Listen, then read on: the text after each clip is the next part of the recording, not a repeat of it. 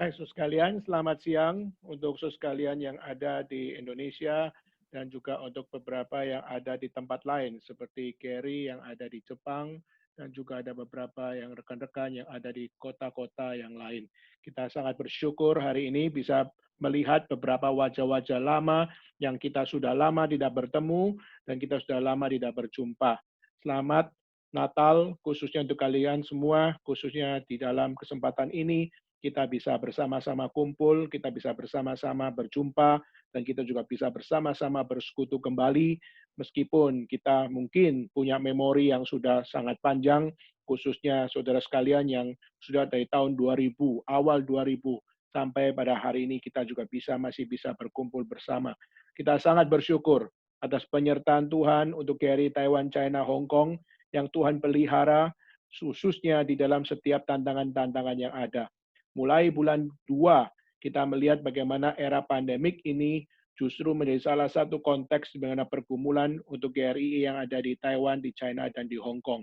Tapi meskipun demikian, Tuhan masih menjaga kami, Tuhan masih menjaga setiap teman-teman dan juga rekan-rekan yang melayani di China, di Hong Kong, dan di Taiwan.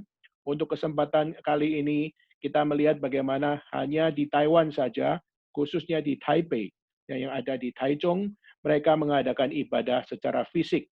Dan kita melihat di dalam beberapa bulan kemarin, Hong Kong sempat dapat memperoleh kesempatan untuk mengadakan kebaktian fisik. Namun kita juga melihat mulai 2 Desember kemarin, akhirnya Hong Kong harus memulai kembali akan ibadah secara online. Kenapa? Karena justru kita melihat gelombang keempat, khususnya COVID-19 melanda akan Hong Kong.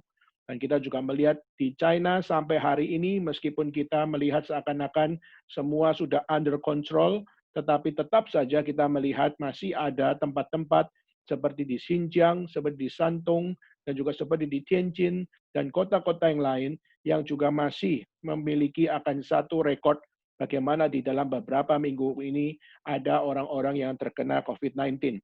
Dan terutama yang menjadi carrier adalah para foreigner maupun juga setiap orang-orang China yang berasal dari negara lain yang masuk ke negara Tiongkok dan membawa carrier dari COVID-19. Dan itulah yang menjadi satu hal sampai pada hari ini, China pun masih tertutup, sehingga saya dari bulan 2 sampai hari ini belum bisa untuk dapat berkunjung, khususnya untuk melayani di China, di Taiwan, maupun di Hong Kong. Tapi Tuhan masih memberikan kesempatan kita bisa tetap mengisi setiap kebutuhan yang ada di Taiwan, di China, di Hong Kong melalui ibadah online maupun persekutuan online, KTB online, maupun juga melalui setiap pelayanan-pelayanan baik di dalam akan pernikahan maupun juga di dalam setiap konseling semua diadakan secara online. Dan kita sangat bersyukur, meskipun demikian kita percaya satu dalil, bahwa pelayanan tidak akan pernah digantikan oleh online. Online hanyalah temporary tools untuk kita bisa melayani Tuhan. Tetapi kita tidak akan mengutamakan pelayanan online menjadi utama. Kenapa? Karena hanya di dalam temporary time saja, ini menjadi salah satu bagian kita melakukan pelayanan. Tuhan Yesus tidak pernah mengajarkan kita untuk melayani secara online, meskipun secara zaman memang berbeda. Tetapi Tuhan tidak pernah untuk mengajarkan kepada kita untuk tidak menghadapi secara fisik setiap orang-orang yang dilayaninya. Maka Tuhan Yesus satu sisi, dia mengirimkan berita melalui muridnya. Misalnya pada saat Yesus memberikan satu message kepada Yohanes Pembaptis yang waktu itu dipenjarakan. Maka dia memakai akan kesempatan itu untuk titip satu message melalui satu murid di bawah ke telinga dari Yohanes Pembaptis. Tapi bagi Yesus itu bukan utama. Tapi yang utama adalah bagaimana dia mengajar, memberitakan Injil, dan melayani Tuhan. Begitu juga dengan Paulus. Meskipun Paulus dikenal sebagai seorang yang menulis surat kepada jemaat-jemaat yang begitu banyak. Tetapi meskipun demikian, Paulus tidak fokus atau tidak memfokuskan diri untuk menjadi penulis surat kepada jemaat. Tetapi dia justru mengutamakan pemberitaan Injil secara fisikal. Dan dia mengutamakan pelayanan secara fisikal. Dan dia mengutamakan pengajaran secara fisikal. Dan itu yang menjadi terutama. maka kita hari ini memang harus mengerjakan sebuah pekerjaan Tuhan secara online, tetapi saya harus untuk mendidik kita semua bahwa online hanyalah sebuah temporary tools. Maka kita tidak akan pernah memutlakkan pelayanan harus dengan online. Tetapi yang harus kita kerjakan adalah secara fisik. Itu penting sekali. Maka hari ini kita juga bersyukur melalui Natal ini, Jakarta, Surabaya dapat bersama-sama mengadakan pertemuan. Dan seringkali ini adalah satu hal yang dirindukan, bagaimana yang di Surabaya, yang ada di Jakarta bisa bersama-sama untuk memiliki pengenalan bersama. Maka ini bukan sekedar reuni, tapi ini juga adalah satu hal, satu visi yang kita sama-sama grabs bersama, yang kita sama-sama pegang bersama, dan kita sama-sama kerjakan sama-sama. Dan ini yang terus kita harus perjuangkan sama-sama. Baik saudara sekalian, dalam pelayanan di Chungkwok, khususnya di era pandemik ini, kita melihat banyak gereja-gereja, khususnya gereja-gereja di China, di mana mereka kesusahan di dalam beribadah. Sehingga mereka yang selama ini beribadah secara akan sembunyi-sembunyi, khususnya di apartemen demi apartemen, sekarang mereka pun tidak bisa memiliki kebebasan untuk bisa berkumpul bersama. Meskipun masih ada akan gereja-gereja yang mengutamakan untuk bagaimana pertemuan-pertemuan rohani secara fisik. Tetapi mereka pun juga banyak kekhawatiran karena banyaknya juga penyebaran COVID-19 adalah karena mereka menjadi klaster-klaster keluarga yang berkumpul. Sehingga ini menjadi salah satu bagian. Akhirnya banyak gereja-gereja di China, khususnya adalah underground church, mereka juga ikut turut mengadakan secara online. Demikian juga dengan gereja established church yang ada di China, mereka juga banyak dari mereka melakukan secara online sehingga tidak membuka secara fisik. Tetapi kita melihat underground church masih ada beberapa tetap untuk mengadakan ibadah secara fisik, dan salah satu contohnya adalah pada waktu kita melihat Pendeta Stephen Tong mengadakan akan konferensi, khususnya di dalam Global Convention kemarin, di mana itu kita melihat di China banyak sekali mereka berkumpul di satu tempat dan mereka mengikuti sesi demi sesi yang diberikan oleh Pendeta Stephen Tong dan rekan-rekan, dan ini menjadi satu berkat besar untuk yang ada di China. Nah, saudara, dan sampai pada hari ini kita melihat kita harus banyak berdoa khususnya untuk China. Kenapa, saudara? Karena banyak ibadah-ibadah yang dijalankan oleh mereka melalui Zoom. Mereka banyak sekali sudah disabotase oleh pemerintah. Sehingga banyak mereka pada saat mengadakan ibadah, akhirnya mereka punya ibadah di cut off oleh pemerintah, sehingga mereka tidak bisa lagi untuk mengadakan ibadah secara Zoom. Dan kita melihat di China, mereka juga membuat akan satu app yang sama seperti Zoom, yaitu adalah OVOV, EVOOV. Nah, itu menjadi salah satu juga seperti Zoom, tapi ini adalah milik dari Tencent. Ini adalah milik dari China punya WeChat. Dan kita melihat ini menjadi satu hal, mereka bikin versi Zoom, yaitu dengan nama OVOOV, dan itu dipakai adalah untuk membawa orang-orang lokal bisa menggunakan akan live streaming dengan baik, khususnya secara domestik. Tetapi saudara, ini juga sudah dipromosikan ke luar negeri, bahkan kita lihat di Indonesia pun banyak orang juga tidak memakai Zoom, tapi mereka memakai OVOOV. Dan ini menjadi salah satu app yang dipakai di China dan sangat baik khusus di dalam domestik, dan juga sangat baik untuk live conference khususnya dari China.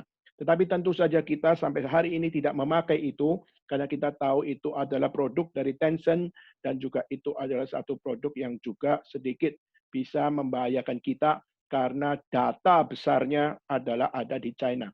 Sedangkan kita melihat meskipun Zoom adalah milik orang yang bermarga Chinese, tetapi kita juga tahu bahwa Zoom tetap dipelihara secara akan kebebasan untuk data yang besar itu adalah tetap di Amerika. Dan kita sama-sama harus banyak berdoa untuk China, khususnya untuk setiap pelayanan-pelayanan yang dikerjakan. Baik, saudara, melalui Natal ini kita juga bersyukur, kita juga bersama-sama bisa untuk merayakan Natal, baik yang di Taiwan, di Hong Kong, dan yang ada di China. Dan minggu depan kita akan mengadakan Natal di China, dan kemarin malam kita sudah mengadakan Natal untuk Hong Kong, dan juga minggu depan juga ada Natal untuk Taipei dan Taichung. dan juga kita sama-sama bisa menikmati satu hal, bagaimana setiap kita bisa sehati, sepikir, seperjuangan untuk mengerjakan pekerjaan Tuhan, khususnya di konteks di mana pelayanan kita yang ada di Taiwan, China, Hong Kong, kita biarlah tetap senantiasa berserah kepada Tuhan.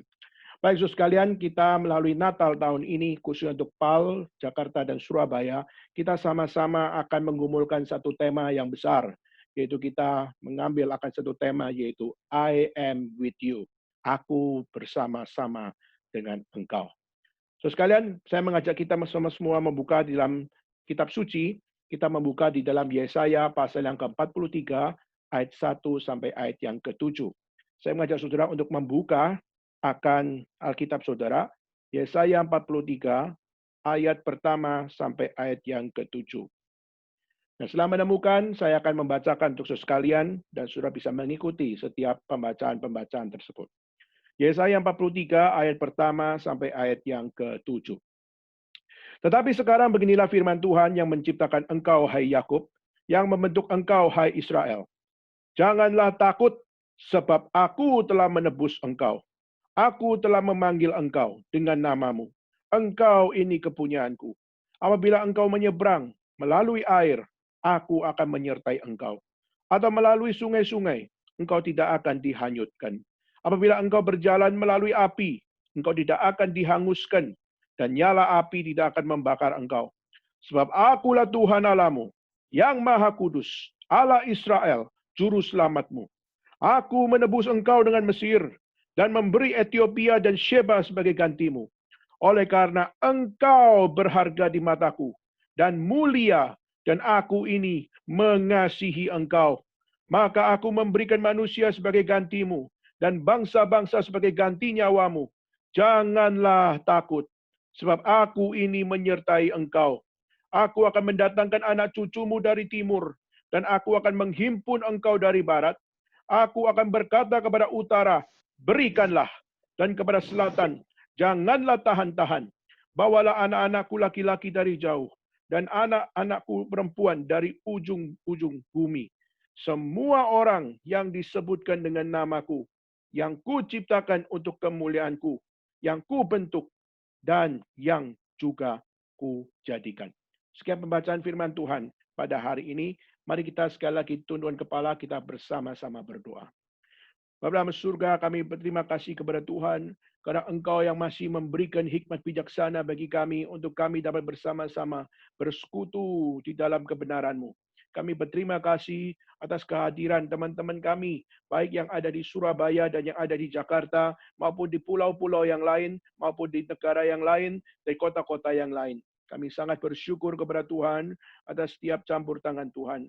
Kami berterima kasih karena Engkau adalah Allah yang senantiasa menyatakan kepedulian-Mu kepada kami. Dan kami berterima kasih karena Engkau tidak pernah meninggalkan kami, tapi Engkau yang terus senantiasa menyatakan yang terbaik bagi kami. Dan biarlah Engkau yang memberikan akan kekuatan bagi kami, khususnya di dalam menghadapi setiap tantangan-tantangan yang kami jalani. Biarlah Tuhan, hanya di dalam kemenangan, di dalam Kristus Yesus, kami sama-sama dapat bersuka cita di atas Natal ini. Terima kasih ya Tuhan, kami berterima kasih dan menyerahkan setiap kami masing-masing. Di dalam nama Yesus Kristus, kami bersama-sama berdoa dan berterima kasih. Amin. Saudara sekalian, Natal dipahami oleh dunia dengan begitu banyak interpretasi yang tidak benar.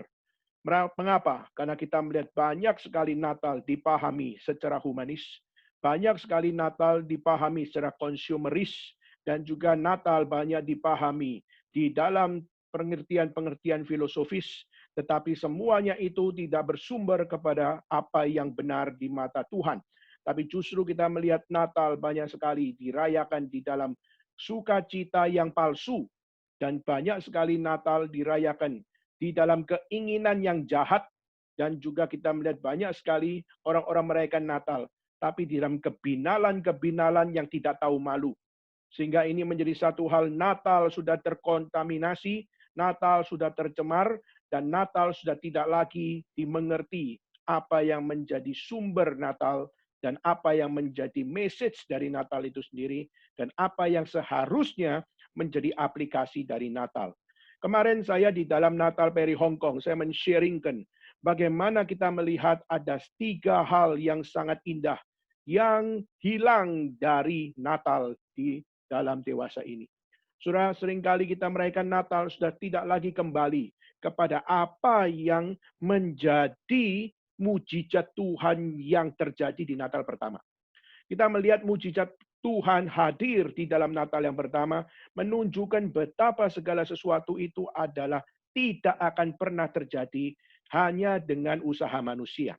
Tapi kita percaya bahwa Natal yang pertama terjadi adalah karena di dalam kemahatauan Tuhan dan di dalam rencana kekal Tuhan, kita melihat Tuhan sungguh-sungguh berdaulat atas seluruhnya. Mujizat yang pertama yang saya sharingkan sebelum kita masuk dalam pembahasan kita, di mana Yesus dia dilahirkan di Bethlehem. Dan ada satu hal yang sangat menarik. Kenapa? Karena siapakah Yusuf dan siapakah Maria? Mereka berdua adalah orang Bethlehem, tapi mereka tidak berada di Bethlehem, Saudara. Pada saat malaikat menyatakan diri kepada Maria, di situ di dalam posisi bagaimana Maria dan Yusuf ada di kota Nazaret, Saudara. Mereka orang Bethlehem memang, tapi mereka sekarang sudah berdomisili di Nazaret. Tetapi bagaimana mungkin Yesus bisa lahir di Bethlehem? Dan ini adalah satu kisah, apakah ini adalah disengaja oleh Maria atau disengaja oleh Yusuf untuk melahirkan anak di sana? Saudara, pada saat kita melihat justru ini adalah sesuatu yang bukan sekedar planning manusia. Kenapa, Saudara? Kalau kita mau naik lagi di dalam pemerintahan waktu itu, Kaisar Agustus adalah seorang yang sangat-sangat berpengaruh di dalam wilayah Yudea. Kenapa? Karena Kaisar Agustus adalah anak angkat dari Julius Caesar yang sangat-sangat dicintai oleh Julius Caesar. Sehingga waktu Julius Caesar melihat akan anak ini, melihat anak angkat ini, dan akhirnya dia melihat Kaisar Agustus ini yang dinamakan Octavianus. Maka pada saat dia melihat Octavianus, dia sangat sayang sama anak ini. Sampai anak ini dididik secara militer, dididik secara ekonomi, dididik secara filsafat, dididik di dalam setiap pengetahuan-pengetahuan, itu semua dimengerti di dalam satu hal. Bagaimana segala sesuatunya itu sesuai dengan apa yang dihasratkan oleh Julius Caesar. Bahwa anak ini akan menjadi the next Caesar yang akan melanjutkan dia. Tetapi saudara, di dalam perjalanan waktu, dia juga punya satu anak yang namanya Mark Antony. Dan Mark Antony adalah salah satu anak yang juga hebat, yang juga punya akan satu kelebihan, punya karisma, dan juga punya akan hal yang bisa diandalkan. Dan akhirnya setelah Julius Caesar mati, Mark Antony dan Octavianus menjadi 2 orang yang akhirnya coba untuk dipertimbangkan menjadi the next Caesar. Tetapi akhirnya saudara, Mark Antony yang menjadi seorang kaisar. Dan meskipun demikian, Mark Antony dan Octavianus, mereka sangat berteman. Meskipun mereka banyak perbedaan. Mereka banyak berdebat. Dan mereka banyak, salah satu yang mereka sangat-sangat sensitif adalah soal perempuan. Bagaimana kita melihat Mark Antony suka sekali dengan perempuan cantik. Sehingga waktu dia suka dengan perempuan cantik, dia berusaha untuk memperoleh perempuan tersebut. Tetapi juga di satu hal, bagaimana Octavianus juga punya satu hal yang sama. Dia juga suka dengan perempuan cantik. Dan singkat ceritanya, mereka pernah satu kali sampai untuk demi satu perempuan, mereka pun bermain pedang. Dan mereka akhirnya berusaha untuk mencari siapa yang berhasil. Saudara, tetapi dalam perjalanan waktu kita melihat Mark Antony akhirnya meninggal dunia. Dan waktu Mark Antony meninggal dunia, disitulah kita melihat seorang bernama Octavianus ini naik menjadi kaisar, dan akhirnya Kaisar Octavianus ini dikenal sebagai Kaisar Agustus. Nah, saudara, di dalam kekaisaran, baik dari Julius Caesar, sampai kepada Mark Antony, sampai juga pada siapa yang namanya Kaisar Agustus. Kaisar Agustus dikenal sebagai kaisar yang berbeda dengan sebelum-sebelumnya. Julius Caesar, dia punya akan satu ambisi untuk bagaimana menaklukkan akan kerajaan-kerajaan yang besar dan berusaha untuk melenyapkan setiap mereka yang memiliki nama besar. sehingga semua berusaha dipatahkan oleh Julius Caesar melalui peperangan, melalui invasi, dan melalui setiap apa yang menjadi hal-hal yang bisa menjatuhkan musuh. Maka ambisinya begitu luar biasa. Nah, Mark Antony mengikuti jejak dari Julius Caesar, tetapi dia tidak sekarismatik Julius Caesar. Dia tidak sehebat akan Julius Caesar. Dia tetap memiliki akan satu hal yang lebih unik daripada Mark Antony. Sehingga Mark Antony tidak punya legacy yang cukup unik. Tetapi berbeda dengan Kaisar Agustus. Kenapa, saudara?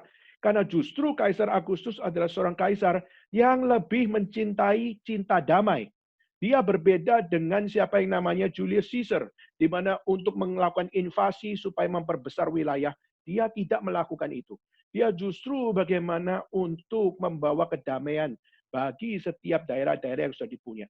Jadi tidak ada ambisi untuk melakukan invasi, tidak punya ambisi untuk melakukan sebuah peperangan dan sebagainya. Meskipun tetap ada peperangan yang dia pimpin, tetapi dia lebih mencintai damai, lebih mencintai akan peaceful region. Dan akhirnya kita melihat apa yang dilakukan oleh Kaisar Agustus adalah dia banyak sekali dikenal sebagai bapak pembangunan. Dikenal sebagai kaisar yang membangun peradaban. Sehingga di zamannya Kaisar Agustus, rakyat lebih makmur daripada zaman Julius Caesar. Lebih makmur daripada Mark Antony. Maka dia menjadi satu kaisar yang pertama yang dapat membangun Romawi sampai di dalam kejayaannya. Hari ini kalau kita pergi ke Yunani, sudah tidak ada lagi namanya kejayaan Romawi kuno. Semua hanya sekedar patung, semua hanya sekedar peninggalan-peninggalan kuno, tapi secara sistem pemerintahan Yunani sudah jatuh. Secara ekonomi, Yunani hari ini sudah jatuh. Secara mata uang, sudah jatuh. Sehingga Yunani sudah menjadi negara miskin. Dengan modal akan peninggalan-peninggalan Romawi kuno dan sebagainya. Mereka hanya cari duit dari sana.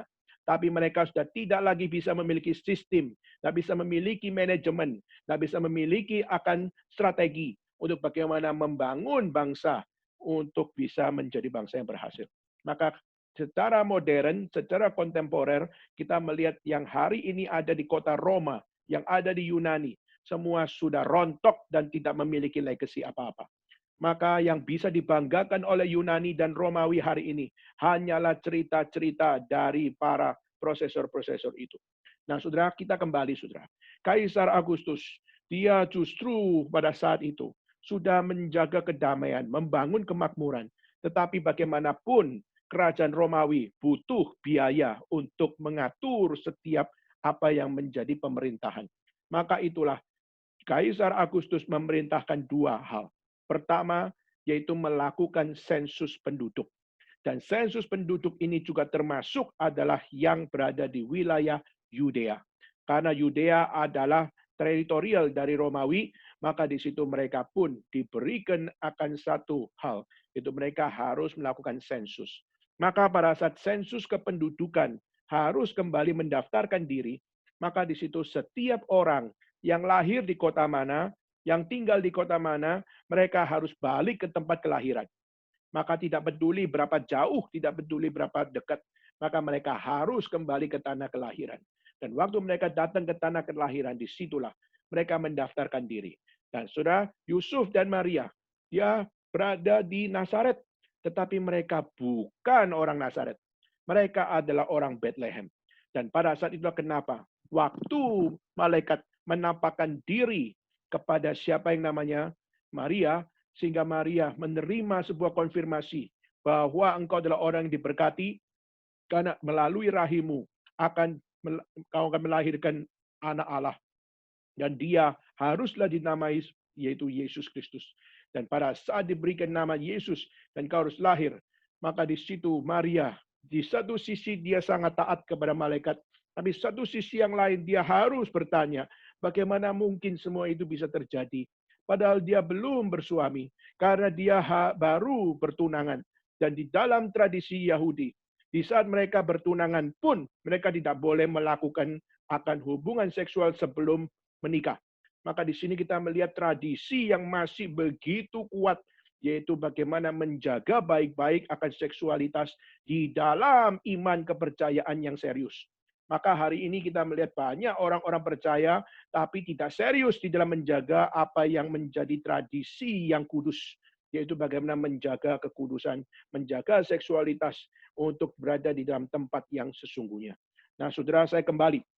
Maka sensus penduduk diberikan sehingga waktu itu Maria waktu mendengar dia akan melahirkan anak dan tanpa benih laki-laki dan tanpa akan benih sperma dari laki-laki sehingga dia melahirkan akan anak yang dibuai oleh Roh Kudus, maka disitulah kita melihat satu problem terbesar.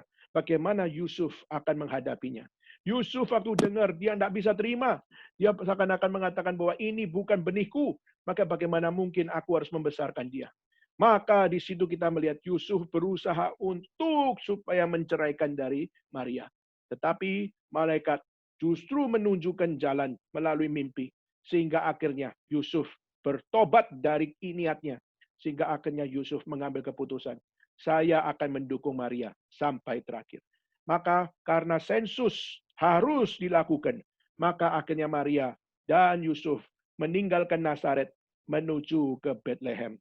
Dan waktu menuju ke Bethlehem, mereka bukan hanya sekedar mendaftarkan diri di dalam sensus kependudukan, tapi kedua adalah mereka harus untuk mendaftarkan diri untuk membayar administrasi pajak. Dan mereka harus membayar pajak dan mereka mendaftarkan diri untuk membayar semuanya itu. Dan waktu mereka sampai di Bethlehem, mereka melakukan apa yang mereka harus lakukan sebagai warga negara. Tetapi kita melihat justru waktu mereka di sana, mereka tidak punya penginapan. Saudara, semua orang pulang kampung, semua orang Bethlehem yang ada di luar Bethlehem semua datang ke Bethlehem. Sehingga akhirnya semua penginapan sudah kosong. Tidak kosong lagi, tapi sudah penuh, saudara. Maka zaman dulu nggak ada Traveloka, zaman dulu nggak ada tiket.com, dalam dulu nggak ada yang namanya agoda.com, di mana mereka bisa booking penginapan di sana. Maka mereka nggak bisa untuk memperoleh fasilitas-fasilitas tersebut. Maka mereka harus go show dari satu tempat ke tempat yang lain. Dan waktu mereka go show dari satu tempat-tempat yang lain dan tidak memperoleh tempat. Dan singkat ceritanya akhirnya hanya satu tempat yang tersedia, yaitu adalah kandang binatang.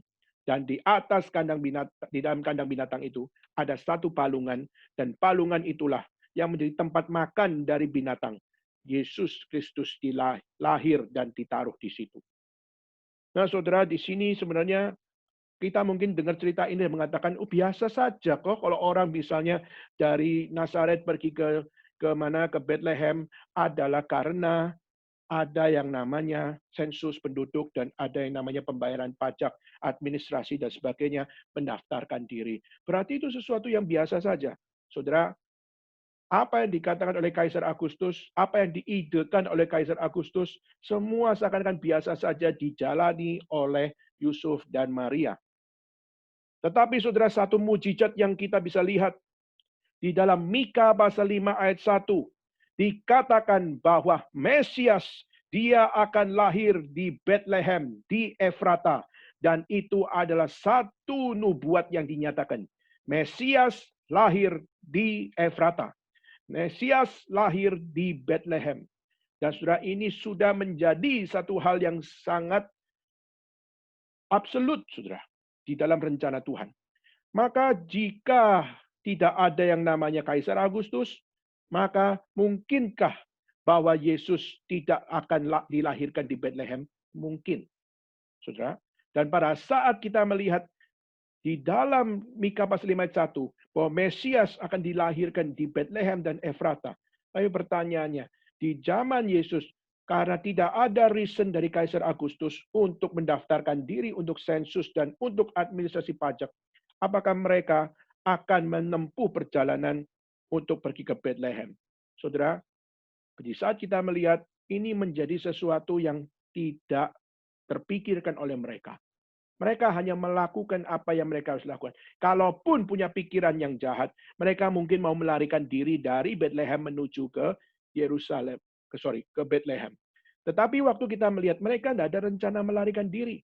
Kalaupun ada rencana melarikan diri, mereka melarikan diri ke Mesir.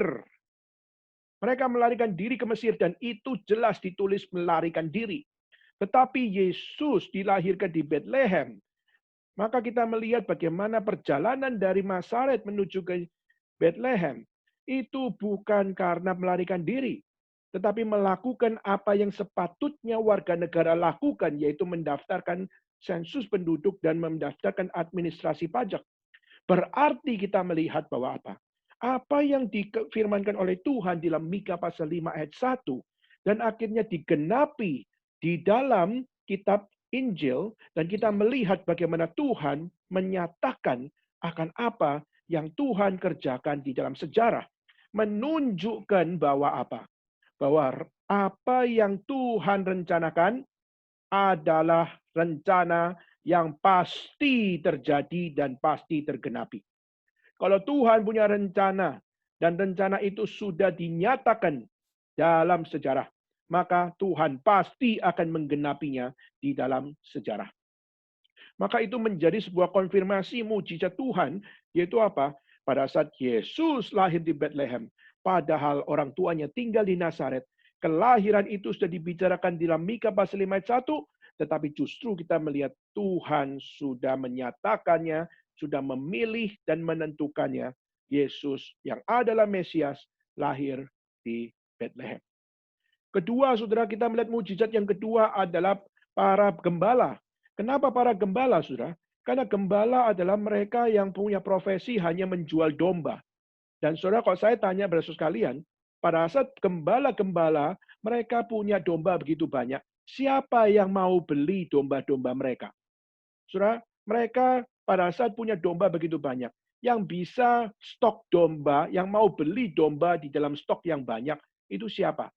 Saudara, mungkin saudara berkata restoran. Mungkin saudara berkata adalah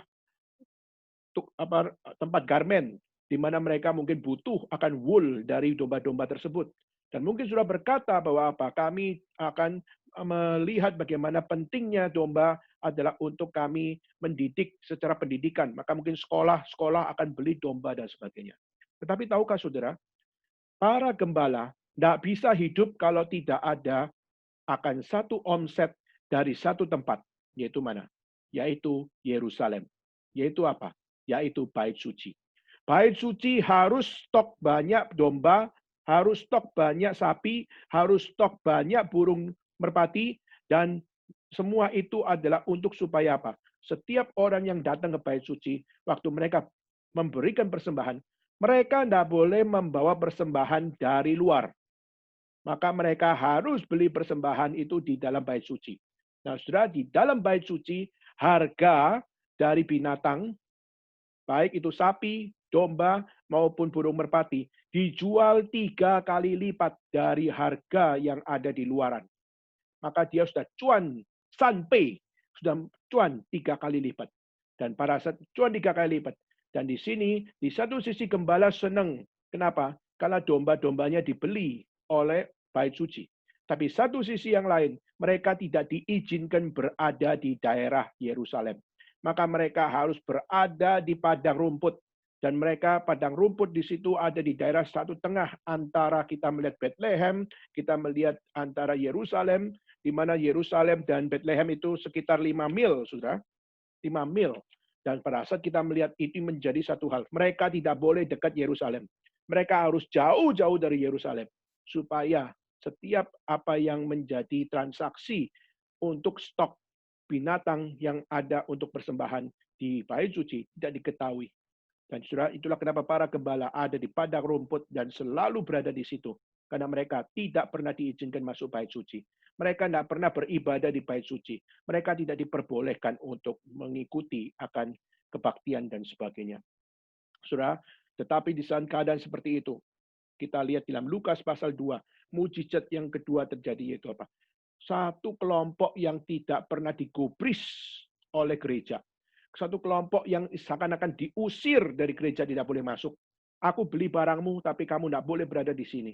Sudah seakan-akan menjadi satu hal. Kelompok ini adalah kelompok yang dibuang oleh kelompok bait suci.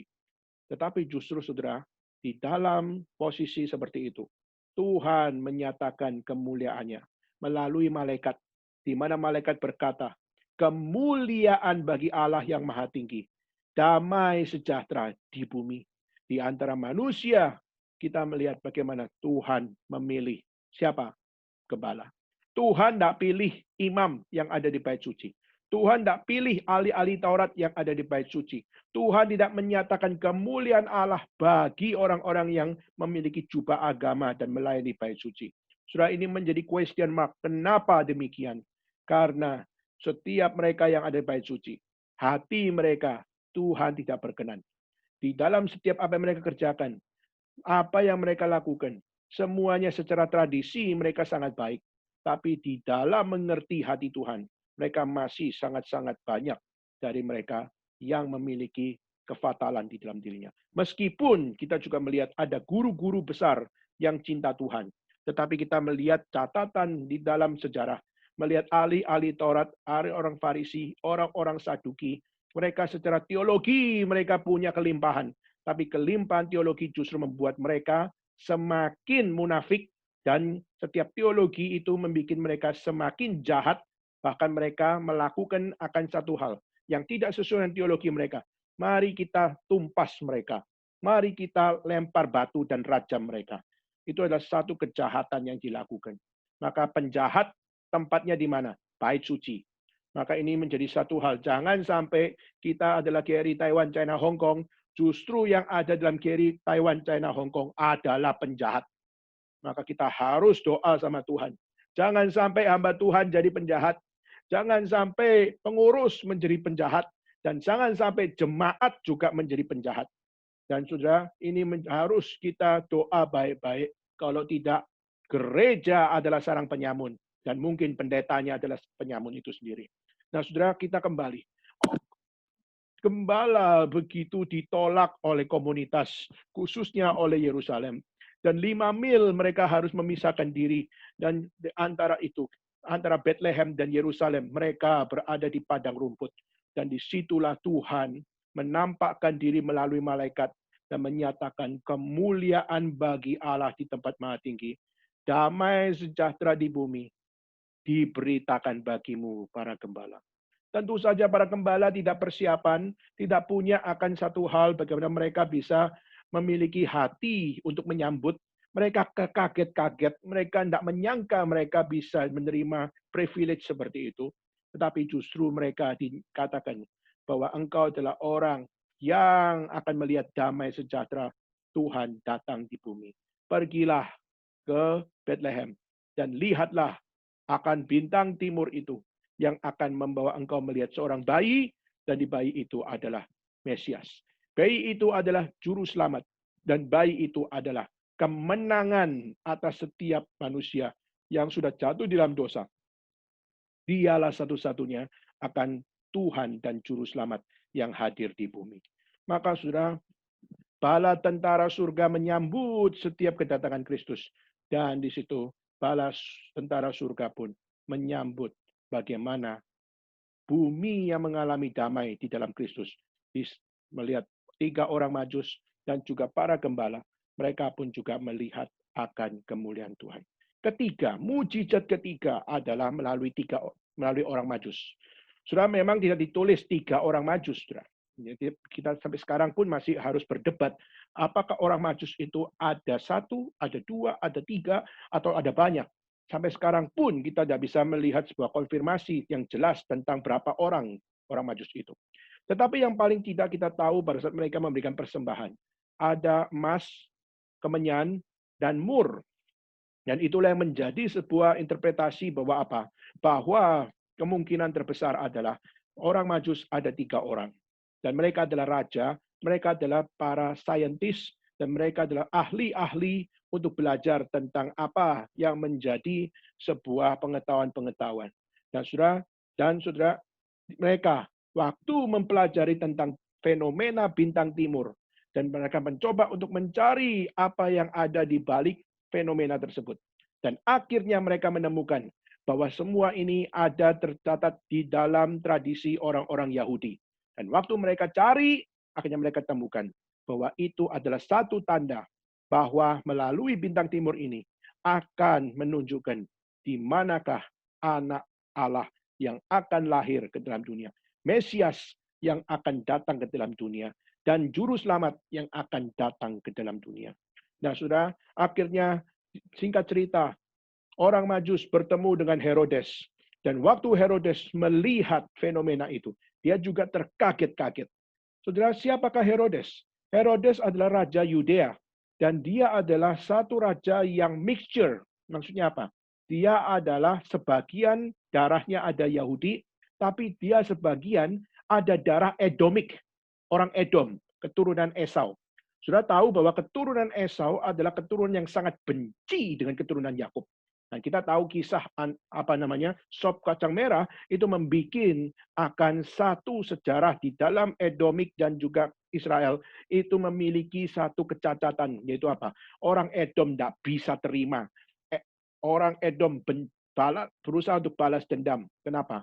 Karena kejahatan yang dianggap oleh mereka, di mana Yakub menipu dengan memberikan sop kacang merah demi sebuah hak kesulungan. Nah, sudah kita nggak ngomong sampai di situ, tapi paling tidak kita melihat darah Edomik ada pada Herodes. Maka Herodes adalah seorang di satu sisi, dia juga tahu tentang kisah atau tahu tentang tradisi dari orang Yahudi, tapi dia juga punya akan pengetahuan tentang tradisi dari Edomik. Dan dia adalah seorang yang memiliki akan satu karakter di mana dia tidak mau disaingi oleh siapapun. Maka dia tidak mau posisinya diancam oleh siapapun. Maka Herodes punya kegilaannya sendiri.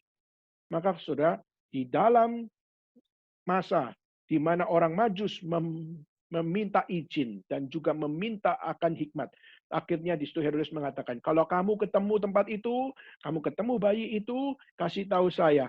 Maka saya akan pergi ke sana, saya juga akan membawa persembahan seperti kamu, saya akan menyambut dia raja orang Yahudi itu.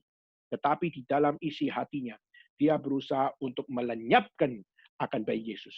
Nah, singkat cerita saudara, 3 orang Majus itu, pada saat mereka sudah melihat akan bayi Yesus, memberikan emas, kemenyan, dan mur di situ.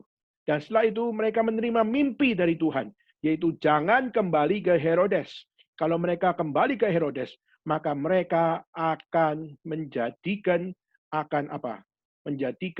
akan Herodes menjadi pemusnah atau menjadi pembunuh dari bayi Yesus. Nah, akhirnya 3 orang ini pada saat menerima mimpi dari Tuhan dan akhirnya mengatakan, kita jangan kembali ke Herodes.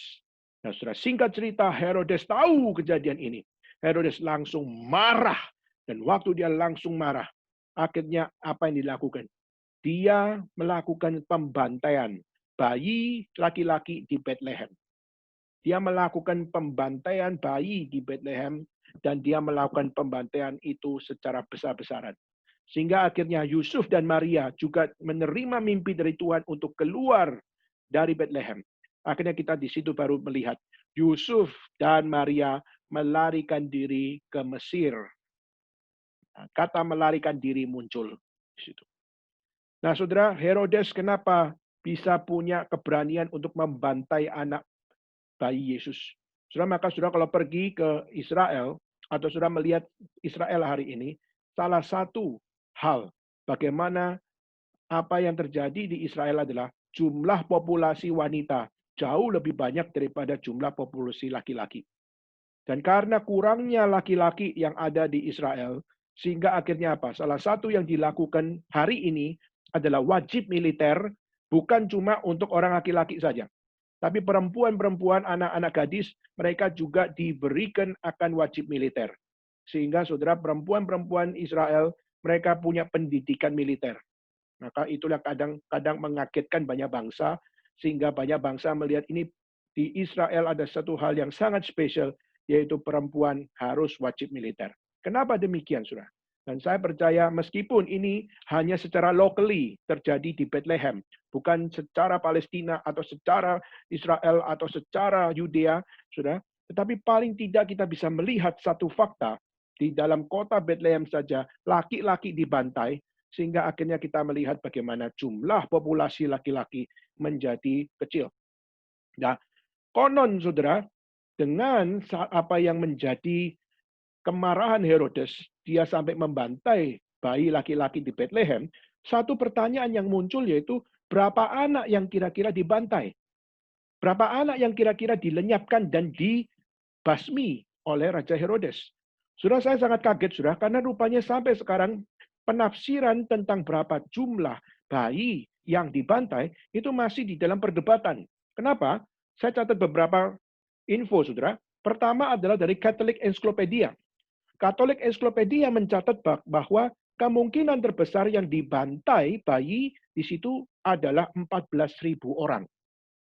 Jadi 14.000 bayi dibantai di zaman waktu Yesus meninggalkan Bethlehem, meninggalkan akan kota itu menuju ke Mesir. Maka Katolik Encyclopedia mencatat 14.000 bayi dibantai oleh Herodes. Tapi juga ada catatan lain, yaitu adalah catatan dari sejarah Syria, di mana sejarah Syria juga pernah mencatat adanya pembantaian bayi yang terjadi di Bethlehem. Dan jumlahnya lebih banyak lagi, di mana dicatat di situ adalah 64.000 orang. Saudara, 64.000 orang bayi-bayinya dibantai, saudara. Maka sudah ini sesuatu yang secara jumlah itu overlap-nya luar biasa. 14.000, ada yang bilang 64.000. Lalu juga ada seorang arkeolog dan juga seorang teolog, namanya William Albright, di mana dia mengatakan bahwa tidak mungkin 14.000, tidak mungkin 64.000. Jumlah populasinya aja nggak sampai segitu. Bethlehem itu bukan kota besar. Bethlehem itu kota kecil. Bagaimana mungkin di kota yang begitu kecil ada 14.000 bayi? Bagaimana mungkin di satu kota yang kecil itu ada 64.000 bayi?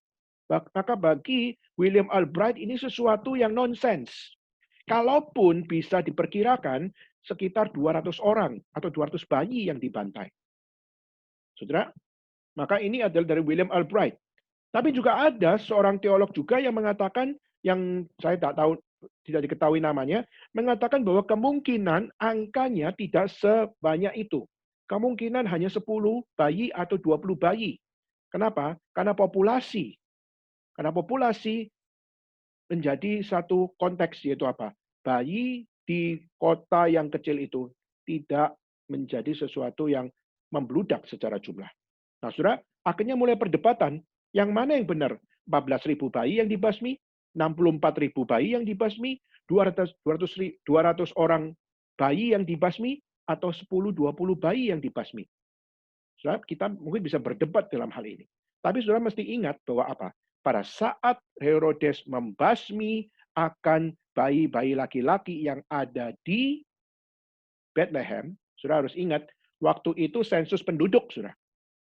Maka waktu sensus penduduk berarti orang-orang Bethlehem yang ada di luar Bethlehem, mereka juga ngumpul di Bethlehem, saudara. Maka waktu ngumpul di Bethlehem, maka kita bisa perkirakan bahwa apa? Bahwa kemungkinan terbesar adalah yang mungkin mendekati kebenaran adalah ratusan bayi yang dibantai. Karena pertama populasi yang yang tidak terlalu banyak di kota Bethlehem. Kedua adalah dengan jumlahnya orang-orang dari luar yang datang ke Bethlehem untuk sensus dan untuk mendaftarkan administrasi perpajakan, maka di situ kita bisa perkirakan bahwa banyak bayi yang juga dibawa, saudara. Karena perlu didaftarkan bayi tersebut. Nah, saudara, itu juga menjadi salah satu hal di mana kemungkinan bagi kita mengambil standpoint-nya adalah kemungkinan di waktu itu ada ratusan bayi yang dibantai. Kita masih belum cukup iman untuk mempercayai bahwa ada 64.000 bayi atau 14.000 bayi. Karena melihat populasi dari Bethlehem tidak sampai segitunya. Nah, tapi paling tidak, kita bisa percaya bahwa banyak bayi atau ratusan bayi, kalau kita berani menginterpretasi, dibasmi oleh Herodes. Mungkin kita bertanya, kok berani banget ya Herodes ya melakukan hal seperti itu? Rupanya di dalam sejarah dari Herodes, kita menemukan bagaimana Herodes ini juga memang dia tega membunuh istrinya sendiri. Jadi istrinya namanya Mariame itu dibasmi oleh dia. Lalu 3 anak laki-lakinya, yaitu Aristobulus, Alexander, dan Antipater, itu juga dibasmi oleh Herodes. Jadi saudara, ini orang psikopat.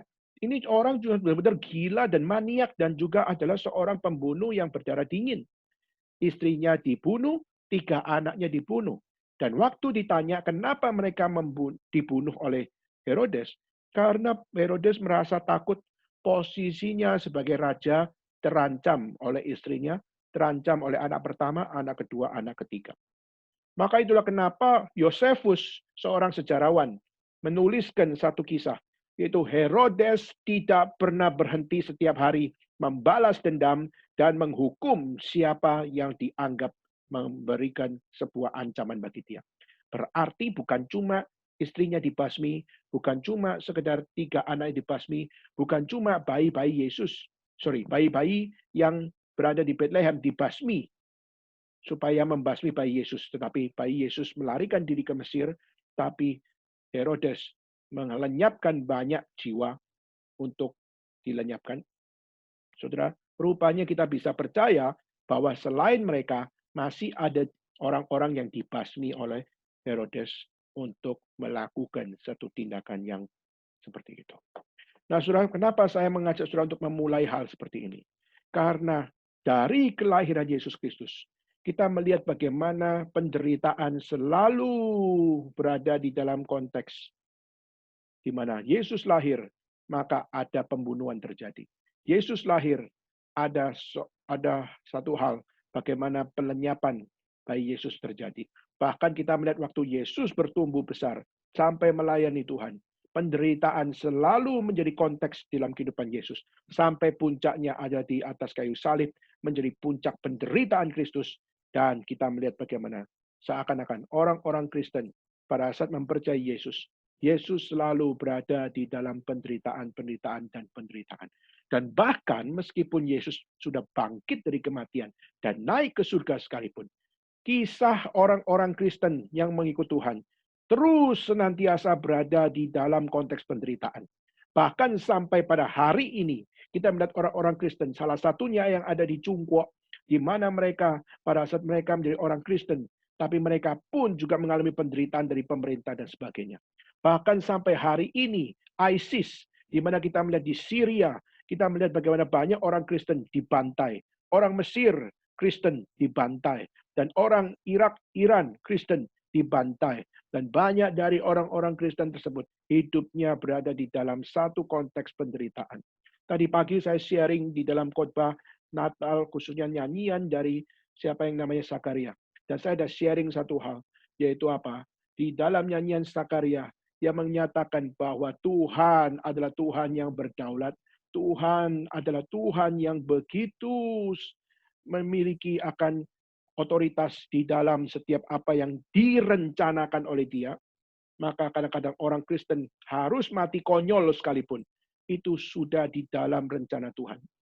Saya sharing tadi yaitu di Syria ada satu orang Kristen pada saat dia mau digantung mati oleh ISIS. Dan tiba-tiba orang Kristen itu menatap kepada orang yang mau menggantung dia. Dan waktu menatap dia, lalu dengan senyum dia memberikan senyum itu kepada orang itu. Orang itu kaget. Kenapa kamu senyum? Kamu suka mati kah? Kamu suka untuk menderitakah? Dia hanya senyum dan mengatakan, Tuhan Yesus mengasihi saya. Dan hari ini saya mau belajar mengasihi kamu. Tuhan Yesus mengampuni saya. Dan saya mengatakan kepadamu, aku sudah mengampuni kamu. Dan akhirnya dihukum matilah dia. Saudara, kisah itu tidak bisa lepas dari bayangan saya. Di mana saya terus membayangkan bagaimana kisah itu memberikan satu gambaran.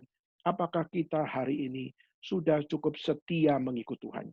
Dan mengapa orang Kristen selalu berada dalam bayang-bayang penderitaan? Justru untuk kita mau belajar, Tuhan beserta dengan kamu atau tidak. Tema kita adalah I am with you. Di sini memberikan konfirmasi bahwa apa? Semenderita-menderitanya kita semua, Alkitab memberikan sebuah konfirmasi bahwa aku bersama-sama dengan engkau. Aku menyertai engkau. God with us, Immanuel. Itu adalah satu statement yang sungguh-sungguh terjadi di dalam hidup kita. Itu bukan sekedar teologi, itu bukan sekedar firman, tapi dia adalah kenyataan aplikasi yang dapat kita lihat. Dan surat tadi kita sudah membaca dalam Yesaya pasal 43, di mana di zaman Yesaya, bangsa Israel mengalami penderitaan karena dibuang oleh bangsa-bangsa kafir. Dan kita melihat Babilonia menguasai akan Israel. Dan akhirnya mereka mengalami penderitaan. Mereka jadi orang buangan. Iman mereka seakan menjadi iman yang dikalahkan oleh dewa Babel dan sebagainya. Mereka ciut secara iman. Mereka ciut secara kesaksian.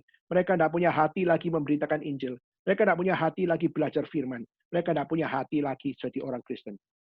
Tetapi saudara, di dalam keadaan penderitaan seperti itu, Tuhan memakai Yesaya untuk menyampaikan isi firman dan menyatakan apa isi Injil Tuhan.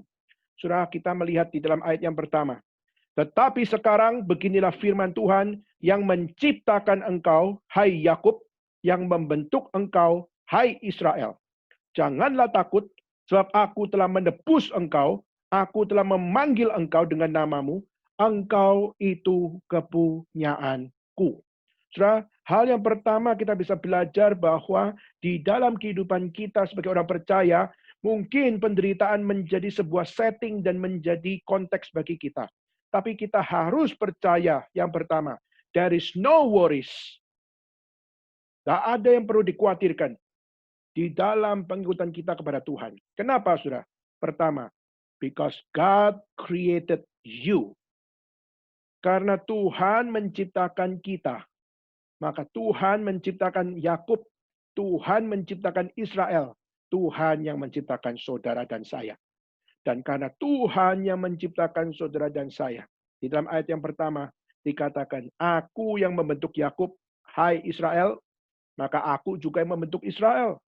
Maka jangan takut.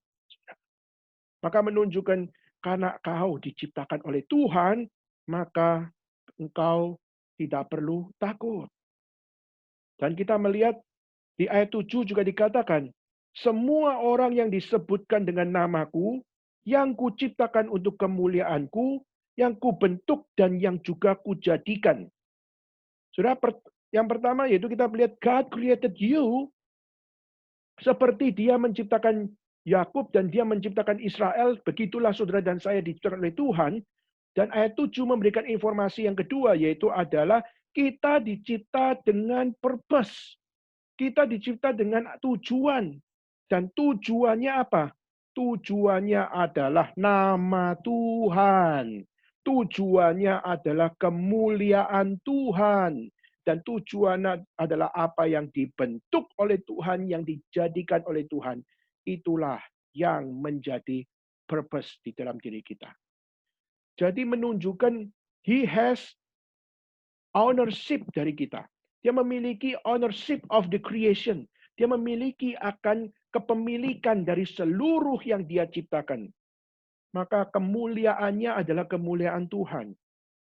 Maka di sini paling tidak, saudara, kita tidak usah takut. Karena Allah yang menciptakan kita adalah Allah yang atas namanya, atas kemuliaannya, dan atas apa yang dijadikan dan dibentuk. Itu semuanya adalah oleh Dia, bagi Dia, untuk kemuliaan Dia. Jadi, saudara, janganlah takut. Aku telah menebus engkau, aku telah memanggil engkau. Engkau itu kepunyaanku. Jadi, He has ownership of the all creation.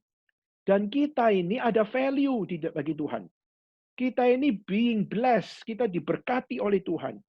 And we are belong to God. Kita adalah milik Tuhan. Maka saudara, itulah kenapa Tuhan berkata, jangan engkau takut. Jangan khawatir. I am with you. Aku bersama-sama dengan engkau. God with us. Immanuel. Because I created you by our purpose. Adalah kita dicipta karena tujuan Allah adalah Dia sendiri. Dan Dia memiliki kita. Itu adalah satu poin yang indah, saudara. Bagaimana God created us, maka kita tak perlu takut. Karena Dialah pencipta kita yang tidak pernah salah mencipta. Kedua, saudara, yaitu kita bisa belajar, yaitu apa? Bagaimana ayat kedua dikatakan apa? Apabila engkau menyeberang melalui air, aku menyertai engkau. Atau melalui sungai, engkau nggak akan dihanyutkan. Apabila engkau berjalan melalui api, engkau nggak akan dihanguskan. Dan nyala api tidak akan membakar engkau. Menunjukkan yang kedua yaitu apa? Pertama adalah God created us. Kedua adalah God protects, yaitu Tuhan menjaga kita. Tuhan melindungi kita. Tuhan memberikan akan konfirmasi bahwa Dia akan menyertai kita. Meskipun kita menyeberang air, Tuhan berkata, aku akan menyertai engkau. Sungai, engkau tidak akan dihanyutkan. Bahkan berjalan di atas api, engkau enggak dihanguskan. Saudara, ini adalah satu hal protection dari Tuhan. Tuhan sungguh-sungguh berjanji akan melindungi orang-orang yang percaya kepada Tuhan. Nah, saudara, maka hari ini kita tidak peduli orang-orang Kristen hari ini. Banyak sekali diganggu oleh orang-orang kafir. Kita melihat orang-orang Muslim yang radikal. Banyak sekali melenyapkan orang Kristen. Kita melihat banyak orang-orang kafir juga melakukan akan hal di mana orang Kristen dihanguskan, dimatikan, dan disiksa sana-sini. Kita juga melihat banyak orang-orang radikal di dalam kepercayaan maupun di dalam filsafat. Mereka banyak sekali melakukan akan satu hal, pelenyapan terhadap orang-orang Kristen. Sudah seringkali kita melihat di masa pembuangan bangsa Israel di zaman Yesaya, orang-orang Yahudi merasa Tuhan seakan-akan sudah meninggalkan mereka. Tetapi saudara, justru akhirnya kalau sudah melihat dari kisah Yesaya nanti di dalam bagian belakang, saudara akan menemukan bagaimana Tuhan sungguh-sungguh menghadirkan penyertaannya, meskipun mereka mengalami pembuangan, tapi Tuhan pun membawa mereka keluar dari pembuangan, menunjukkan God protects, menunjukkan Tuhan sungguh-sungguh melindungi, dan Tuhan sungguh-sungguh menyertai. Maka saudara, Musa dipakai Tuhan untuk membawa bangsa Israel keluar dari Mesir melalui Laut Teberau, dan akhirnya dia memberikan pertolongan dengan menaruh tongkatnya ke laut, dan Laut Teberau terpisah menjadi dua, dan bangsa Israel bisa melewati setiap perjalanan.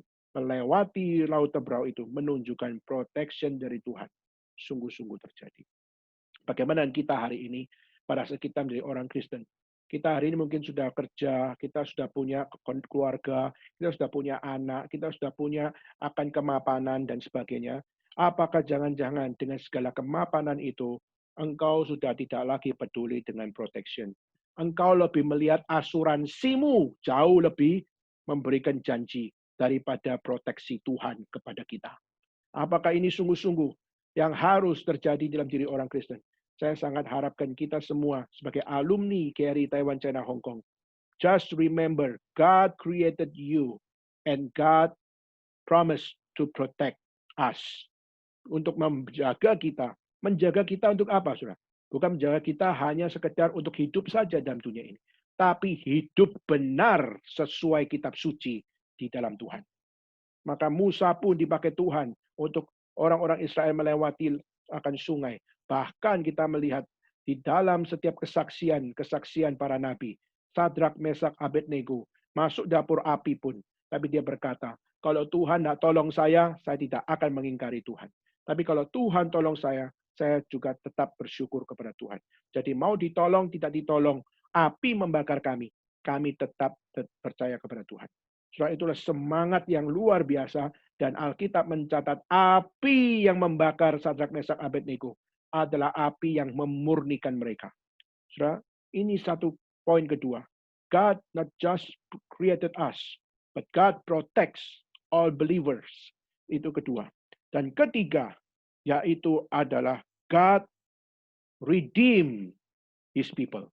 Dia memberikan pengampunan, dia memberikan akan pertobatan, dia memberikan akan keselamatan bagi orang-orang percaya. Nah, saudara, orang-orang yang ditebus adalah orang yang bagaimana? Ayat 3, saudara. Akulah Tuhan Allahmu yang maha kudus, Allah Israel, juru selamatmu. Secara personal Tuhan berkata, aku Tuhanmu. Saudara, aku adalah yang maha kudus secara kualitas kudus. Dan Allah Israel, berarti aku memilih Israel, dan aku adalah juru selamatmu. Serusak-rusaknya Israel, aku tetap menjadi juru selamatmu. Menunjukkan bahwa apa? He is the Lord. He is the Holy One. Maka jika kita tidak ditebus oleh Tuhan, apa arti hidup sebagai orang percaya? Kalau kita sudah tidak takut sama Tuhan, bagaimana kita bisa hidup kekal di dalam Tuhan? Saudara, kemarin saya memimpin kebaktian di Ternate dan juga di Mana di Manado. Dan saya mengatakan satu kalimat. Apa artinya saudara punya kebutuhan terpenuhi? Apa artinya secara akan rasa aman terpenuhi? Apa artinya dicintai dan mencintai terpenuhi? Apa artinya diterima dan menerima dipenuhi? Dan apa artinya saudara bisa membuktikan diri sebagai seorang yang berhasil jika kita tidak diampuni oleh Tuhan Yesus? Saudara boleh pinter dan kaya dan boleh memiliki segala sesuatu. Tapi setelah mati dan setelah kita meninggal dunia, apakah kita punya hidup yang kekal? Maka tidak peduli kita sudah punya apapun yang mapan, dan apapun yang pintar, dan apapun. Tapi waktu kita belum ditebus dan diampuni oleh Tuhan. Saudara adalah orang yang belum dapat keluar dari jerat dosa. Maka satu-satunya adalah Kristus Yesus. Maka hanya dialah yang dapat memberikan makna di balik setiap kemapanan maupun di balik setiap kekurangan untuk melihat bagaimana diampuni oleh Tuhan. Itulah kebutuhan terbesar. Bukan semua kebutuhan secara fisik terpenuhi, tapi diampuni oleh Tuhan. Itulah kebutuhan yang paling hakiki yang ada. Maka saudara, di dalam kitab suci dikatakan, aku menebus engkau dengan Mesir, memberi Ethiopia dan Sheba sebagai gantimu. Menunjukkan bahwa itu apa? Dia adalah yang satu-satunya mengerti apa yang butuhkan. Yaitu engkau butuh diselamatkan. Engkau butuh diampuni. Dan engkau butuh untuk dimediasi oleh Tuhan. Maka sudah di dalam perjanjian baru, Yesus adalah satu-satunya mediator antara manusia dengan Tuhan dapat berdamai. Dan kedamaian itu hanya bisa diwujudkan dari inisiatif Allah melalui Yesus Kristus. Tanpa Kristus, there is no peace, there is no shalom, there is no eternal life. Maka saudara, ini adalah satu hal di mana Tuhan berkata, engkau berharga di mataku. Aku mengasihi engkau. Aku memberikan manusia sebagai gantimu. Memberikan bangsa-bangsa sebagai nyawamu. Jangan takut. Aku akan menyertai engkau. Aku akan mendatangkan anak cucumu dari timur. Menghimpun engkau dari barat. Aku akan berkata kepada utara, berikanlah. Kepada selatan, jangan tahan-tahan. Bawalah anakku laki-laki dari jauh. Bawalah anak-anakku perempuan dari ujung bumi. Menunjukkan satu fakta, yaitu apa, saudara? Tuhan sudah memberikan penebusan. Maka waktu Tuhan sudah memberikan penebusan, sekarang waktunya bagi kita untuk apa? Kita jangan cuma hanya stop sampai kita yang ditebus. Tapi keturunanmu, bayi-bayi yang kau lahirkan, dan juga setiap anak-anak yang ada di dalam keluargamu, tidak peduli mereka sudah masih kecil atau mereka sudah bertumbuh besar maupun mereka sudah dewasa. Mereka harus menjadi orang-orang yang already redeemed by Christ. Kalau mereka sudah ditebus oleh Tuhan, maka Tuhan berkata, bawalah mereka. Datanglah dan bawalah mereka datang. Menunjukkan bahwa Tuhan sudah menebus, maka datanglah anak-anak itu. Datanglah akan bayi-bayi itu. Datanglah anakku perempuan, anakku laki-laki. Saudara, semua dijamin di dalam nama Kristus. Yang diselamatkan bukan cuma akan kita, tapi juga keturunan kita satu demi satu menerima keselamatan dari Tuhan. Menerima sungguh-sungguh apa yang dijanjikan oleh Tuhan. Dan Tuhan mengasihi kita, Tuhan mengasihi keturunan kita. Tahukah saudara, jika kita sudah diampuni, kita sudah disayang oleh Tuhan, dan kita sudah menerima akan keselamatan dari Tuhan. Tapi kalau anak kita belum, bayi kita belum, laki-laki anak kita, perempuan anak kita, belum diampuni oleh Tuhan, masihkah engkau berkata bahwa aku adalah orang yang diberkati oleh Tuhan? Saudara, maka ini harus menjadi tanggung jawab kita. Alumni hari ini sudah banyak yang berkeluarga. Saya harap saudara perhatikan hal ini. Saya harap saudara mulai perhatikan dari seluruh keturunanmu. Apakah keturunanmu sungguh-sungguh adalah keturunan yang ditebus oleh Kristus. Kiranya Tuhan pakai akan ayat-ayat ini untuk menggiring kita. Untuk melihat bagaimana Tuhan menyertai bangsa Israel. Bangsa Israel sedih karena penderitaan. Tapi Tuhan pun mengatakan, aku sudah menebusmu. Aku menyertaimu, aku menebusmu. Dan ketahuilah bahwa dari seluruh keturunanmu, semua di dalam penebusanku, maka bawalah mereka dan tunjukkanlah kepada mereka bahwa aku adalah Tuhan mereka. Dan terakhir, saudara, yaitu pada saat dikatakan bahwa aku berkata bahwa semua yang disebutkan dalam namaku, yang kuciptakan untuk kemuliaanku, yang kubentuk dan yang kujadikan, semuanya ada di dalam Tuhan saja. Maka God deliver. God not just created, God protects, God redeem, and God deliver. Deliver apa, saudara? Deliver akan His power kepada setiap kita. Kita diberikan kuasa untuk menghidupi apa yang benar. Diberikan kuasa menghidupi apa yang suci. Diberikan kuasa menghidupi penebusan Kristus di dalam kita. Dan diberikan akan satu hal. Kita sungguh-sungguh bisa mempercayai. Truly, God with us. Truly, God with me. Dan truly, God with everyone, the people of God. Maka kata Immanuel menjadi satu kata yang sungguh-sungguh truly happen untuk menyertai kita semua. Nah, kalau sudah di dalam konteks pelayanan KRI Taiwan, China, Hong Kong, khususnya di dalam era pandemik ini, kita melihat masih banyak akan satu struggle, tantangan-tantangan yang kita hadapi. Tapi kita percaya bahwa semua konteks ini bukan membuat kita semakin kendor iman. Justru membuat kita tidak boleh lemah iman. Justru tidak boleh menjadikan momen kita menjual iman. Tapi mari kita sama-sama berdoa. Kiranya dalam era pandemik ini, kita hari bisa diizinkan merayakan Natal bersama-sama. Kiranya Tuhan senantiasa memimpin kita. God with us. Ia berkata, I'm with you. Dan biarlah kita berkata, Tuhan, biarlah melalui penyertaan-Mu dan penebusan-Mu dan setiap cinta kasih-Mu, aku mau memberikan yang terbaik bagi Tuhan.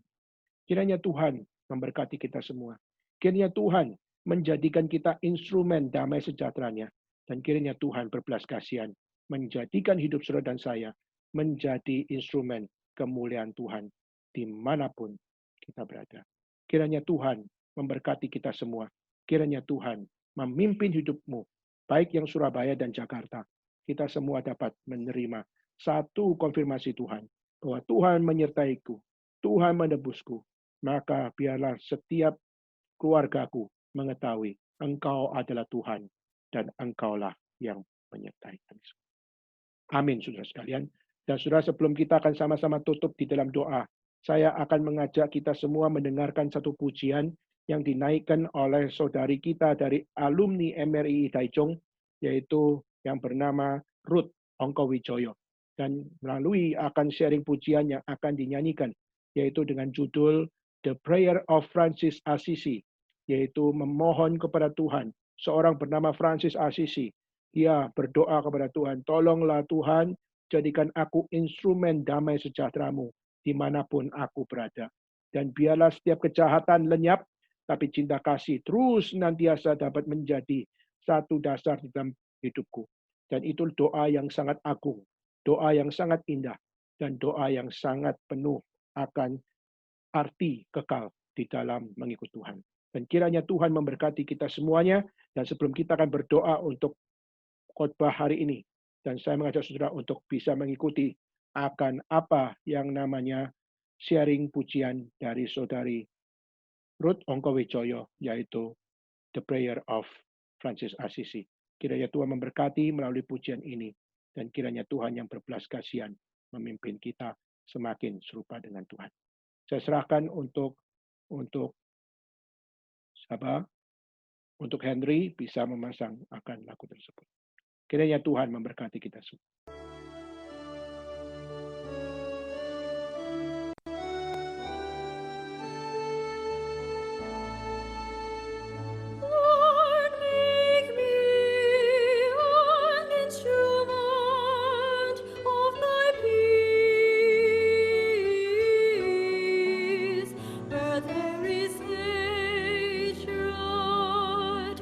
Let me so, Lord.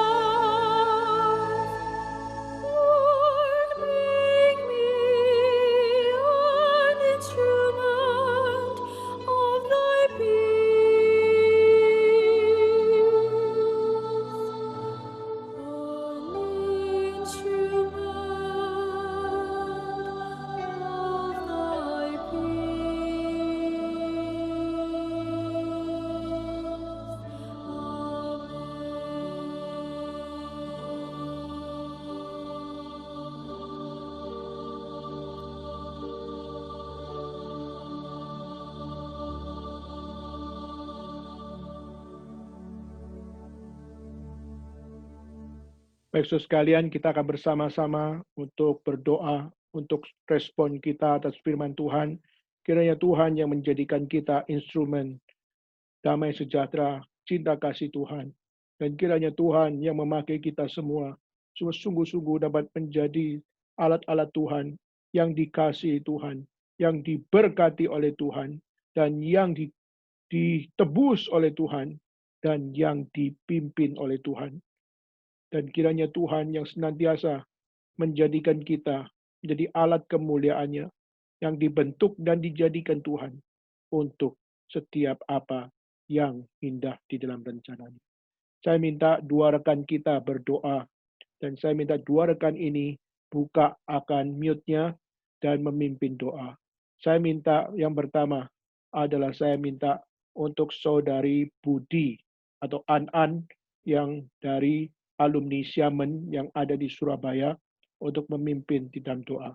Kedua, saya minta untuk saudari Ivana Wang yang dari Taiwan, alumni Taiwan, yang juga hari ini ikut bersama. Saya persilakan dua rekan ini untuk buka mute-nya, dan saya minta Budi untuk berdoa terlebih dahulu. Setelah itu baru saya persilakan Ivana untuk berdoa. Kami dalam surga, kami bersyukur Tuhan sudah pimpin ibadah kami siang hari ini. Terima kasih atas firman yang sudah Tuhan bicarakan kepada setiap kami. Kami kembali diingatkan bahwa Tuhan lahir di dunia ini dalam suasana yang penuh dengan penderitaan, dan kami juga diingatkan kembali bahwa Tuhan kasih-Mu begitu besar bagi setiap kami, sehingga Tuhan rela masuk ke dalam dunia untuk menjadi manusia sama seperti dengan kami. Kami bersyukur Tuhan juga Tuhan yang menciptakan setiap kami, sehingga Tuhan yang paling memahami setiap kami. Kami kembali diingatkan untuk terus berserah kepada Tuhan, karena Tuhan sendiri yang mampu melindungi setiap kami, dan pada akhirnya Tuhan menebus setiap kami dari dosa. Terima kasih ya Tuhan, pimpin setiap perjalanan hidup kami agar kami boleh terus menjadi anak-anak Tuhan yang memuliakan nama Tuhan, boleh terus berserah kepada Tuhan, boleh terus takut akan Tuhan. Terima kasih Tuhan, dalam Tuhan Yesus kami sudah berdoa. Amin. Amin. Saya persilakan Ivana untuk berdoa. Bapa di dalam surga yang kami sembah di dalam nama Tuhan Yesus Kristus, kami bersyukur ya Tuhan untuk momen Natal yang boleh kami rasakan. Kami bersyukur ya Tuhan untuk kabar baik yang juga boleh membawa keselamatan, membawa sukacita di dalam kehidupan kami. Bapa di dalam surga, ketika Engkau mengatur Tuhan Yesus untuk menjadi manusia, mengambil rupa seorang hamba, Tuhan Yesus yang telah turun ke dalam dunia menjadi manusia dan juga mengalami sama penderitaan dengan kami, sama pergumulan dengan kami. Kami terkagum ya Tuhan atas berkat-Mu, kami terkagum ya Tuhan atas kasih-Mu yang begitu besar dan karya penembusan-Mu yang begitu luar biasa di dalam kehidupan kami. Ajar kami ya Tuhan untuk selalu mengingat hal ini sebagai satu penguatan iman kami, untuk kami selalu ingat bahwa Tuhan Yesus bersama dengan kami. Maka dari itu biarlah Tuhan Engkau mau pakai kami, agar kami boleh juga menjadi saluran berkat-Mu bagi orang di sekitar kami. Juga boleh membawa sukacita itu, membawa damai itu, agar boleh dirasakan bagi orang-orang di sekitar kami, dan biarlah kiranya ya Tuhan, nama-Mu sendiri yang dipermuliakan melalui kehidupan kami. Terima kasih ya Tuhan untuk kesempatan persekutuan kami pada sore hari ini. Kami bersyukur ya Tuhan, teknologi masih membawa kami bersama-sama walaupun di tengah pandemi seperti ini. Kiranya Engkau memberkati ya Tuhan Ko Daniel, sehingga di dalam pelayanannya Engkau selalu menguatkan beliau. Terima kasih ya Tuhan, hanya di dalam nama Yesus Kristus kami telah bersyukur. Haleluya. Amin.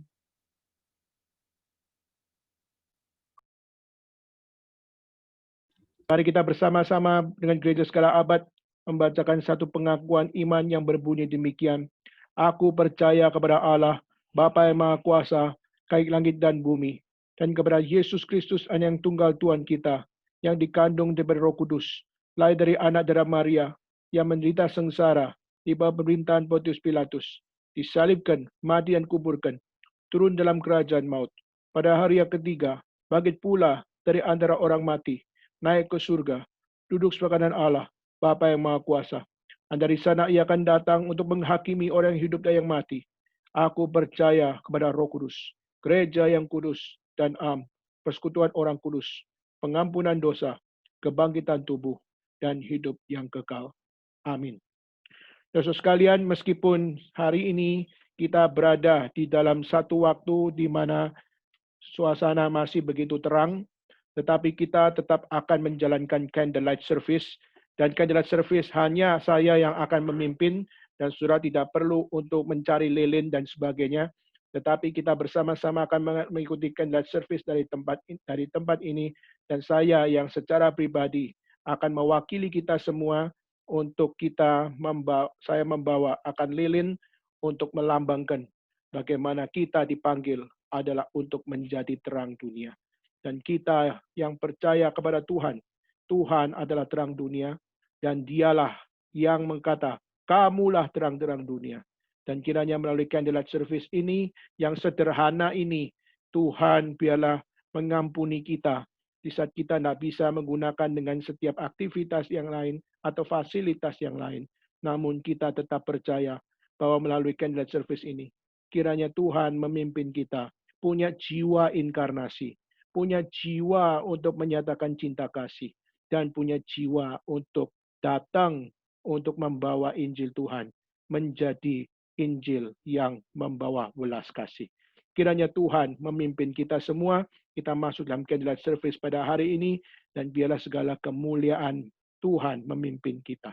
Dan mari saudara, dengan saya membawa lilin ini, melambangkan Kristus yang adalah cahaya kemuliaan. Biarlah cahaya kemuliaan itu hadir bagi kita semua. Dan dia berkorban, membakar dirinya untuk kita. Dan kiranya kita pun belajar berkorban bagi Kristus dimanapun Tuhan merencanakan. Kalau Tuhan mau kita menjadi alat Tuhan, diutus oleh Tuhan, kiranya saudara berkata, ini saya Tuhan, utuslah saya. Dan biarlah Tuhan yang memimpin kita semua. Kiranya kita berjalan di dalam jalannya. Dan mari kita menaikkan candlelight service kita. Dan kita menaikkan lagu Silent Night. Dan melalui Silent Night ini, kita sama-sama memuji dengan keseriusan hati. Mengikuti setiap kata-katanya. Melantunkan semuanya dengan kusuk di hadapan Tuhan. Dan kiranya Tuhan berbelas kasihan memimpin kita. Mari kita masuk bersama-sama di dalam Silent Night. Kita naikkan seluruh ayatnya.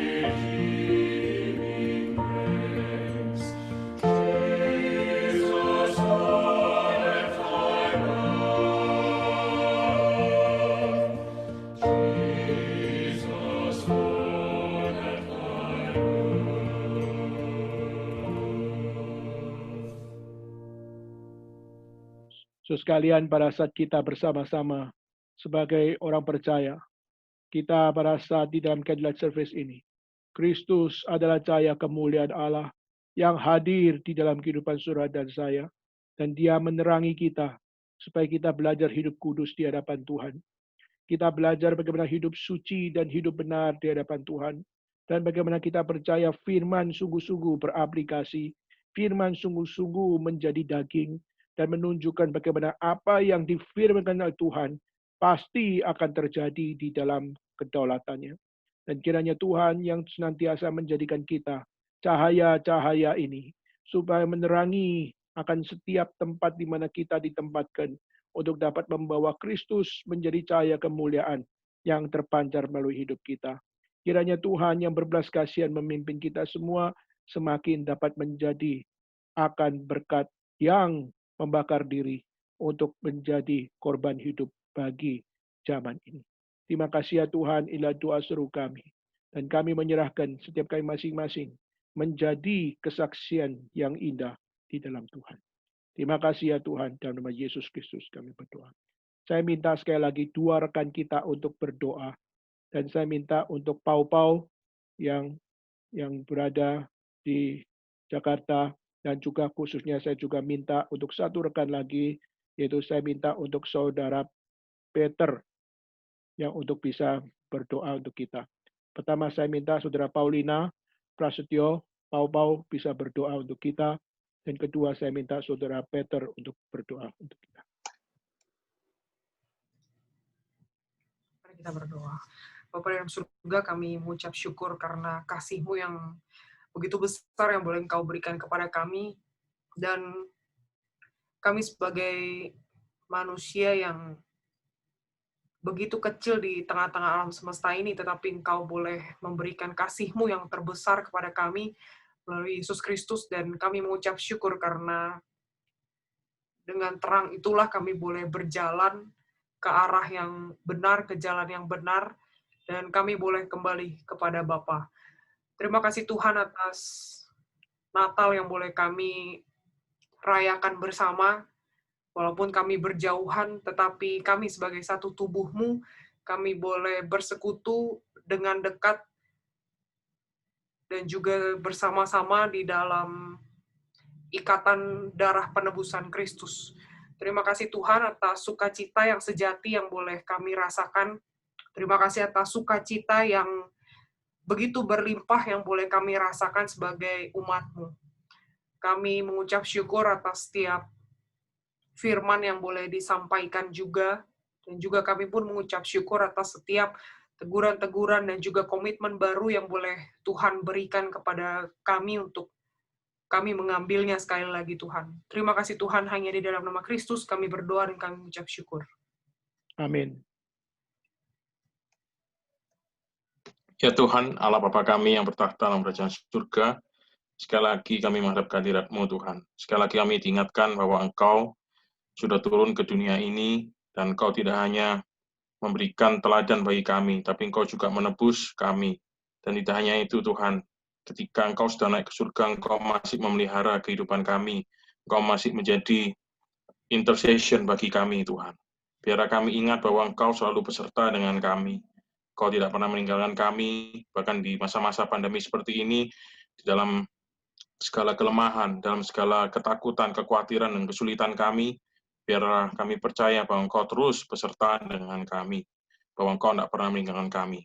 Jangan ajar kami juga, Tuhan, di dalam kesulitan seperti ini juga kami tidak hanya memikirkan diri kami sendiri, tapi kami boleh menjadi saluran berkat. Kami tak boleh Tuhan pakai untuk kami boleh menjadi mercusuar, Tuhan, di tengah-tengah kondisi dunia seperti ini, Tuhan. Terima kasih atas firman Tuhan yang berdoa untuk pelayanan Pendeta Daniel dan Penginjil Claudia, dimanapun mereka Tuhan pakai melalui pelayanan streaming maupun fisik, Tuhan sering terus boleh memberkati pelayanan mereka.